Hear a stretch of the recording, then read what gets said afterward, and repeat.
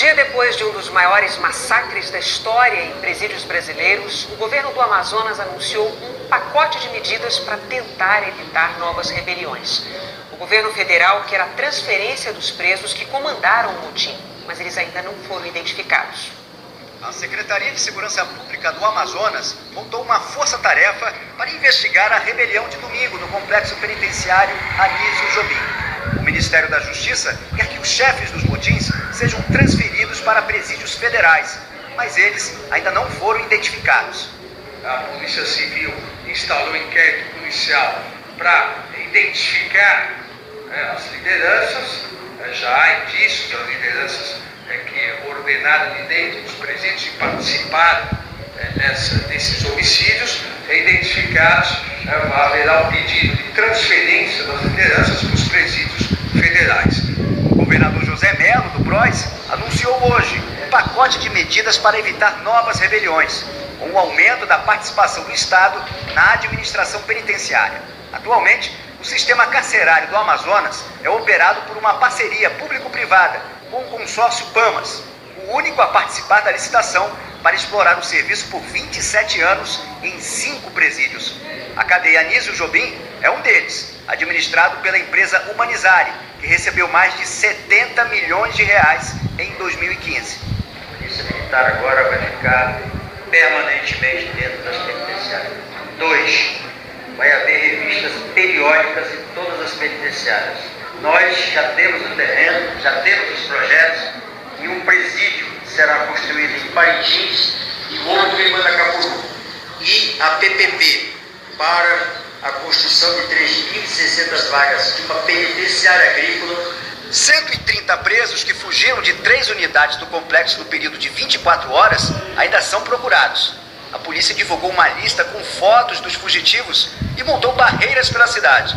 A rebelião desse fim de semana começou no domingo à tarde. Em 16 horas, 56 presos foram assassinados no maior presídio do Amazonas, um dos episódios mais brutais da história das cadeias brasileiras. Ontem, mais 4 morreram em outro motim, na unidade prisional do Puraquequara. Todos os 60 presos mortos estão no Instituto Médico Legal de Manaus, que só tem capacidade para 20 corpos. A identificação e liberação dos corpos é lenta, por causa do estado em que eles chegaram para a perícia. Ele é um ser humano, não interessa o erro que a pessoa teve, apenas quer o direito que tem que ser nosso, familiar. Segundo a Secretaria de Administração Penitenciária do Amazonas, o complexo estava superlotado, com 1.224 detentos, num lugar com capacidade para 454. A rebelião começou quando presos abriram um buraco no muro e invadiram a galeria que abrigava um grupo criminoso rival. 223 presos que corriam risco de vida no complexo penitenciário Anísio Jobim, por causa da guerra de grupos rivais, foram transferidos para essa cadeia. A Raimundo Vidal Pessoa. Ela estava desativada desde outubro do ano passado, a pedido do Conselho Nacional de Justiça, justamente porque não tinha condições de funcionamento. Este vídeo, feito por servidores penitenciários, mostra as condições do prédio hoje. É um prédio histórico, mas que infelizmente ele não tem condições de abrigar nem os internos, não tampouco dar condições aos trabalhadores de manifestar com excelência o trabalho. O secretário de Segurança Pública disse que o prédio é a única opção. Veja, é a única solução. Não foi a solução mais acertada, menos acertada, foi a única solução. Nós não poderíamos correr o risco de ter mais. A Humanizare, empresa que administra o presídio Anísio Jobim, não quis comentar.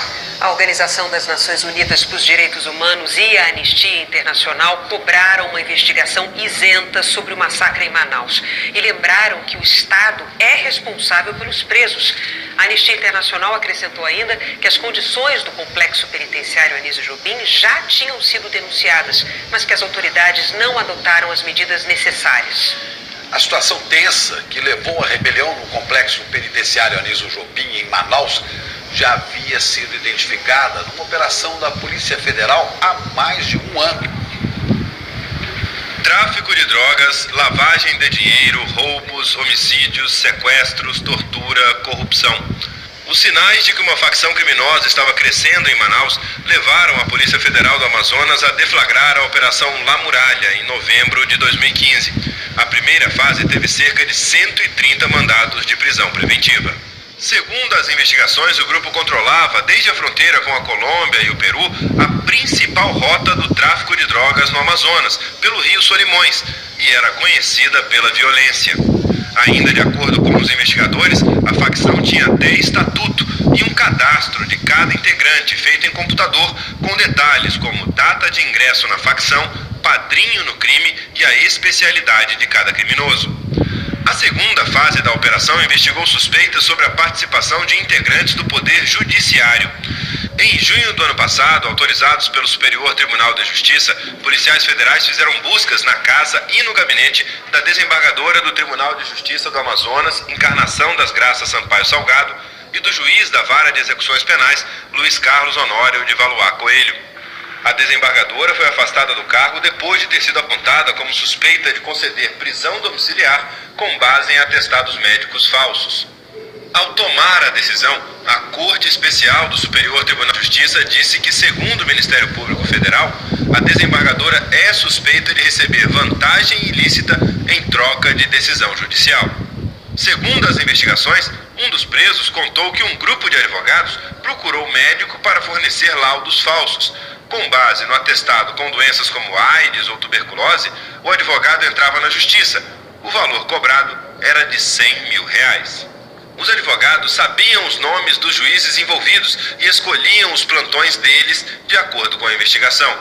Um preso disse que na cadeia todos comentavam que o esquema seria com uma desembargadora. O juiz Luiz Carlos Honório de Valois Coelho, da Vara de Execuções Penais, também teve seu nome mencionado em conversas entre advogados e presos da facção interceptadas pela polícia.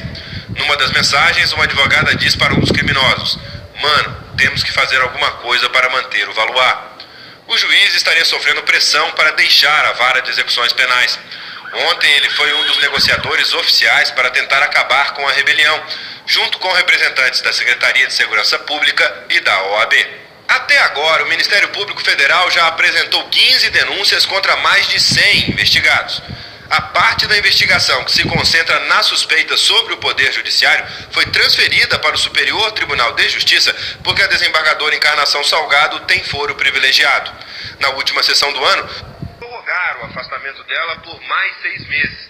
Parte do inquérito está sob sigilo. A desembargadora Encarnação das Graças Sampaio Salgado não quis se prolongar. O juiz Carlos Honório de Valois Coelho disse que não está sendo investigado e que nunca ajudou a atender interesses escusos de presos. Diz também que considera que nas escutas o nome dele é citado em tom respeitoso em conversas naturais entre advogado e cliente.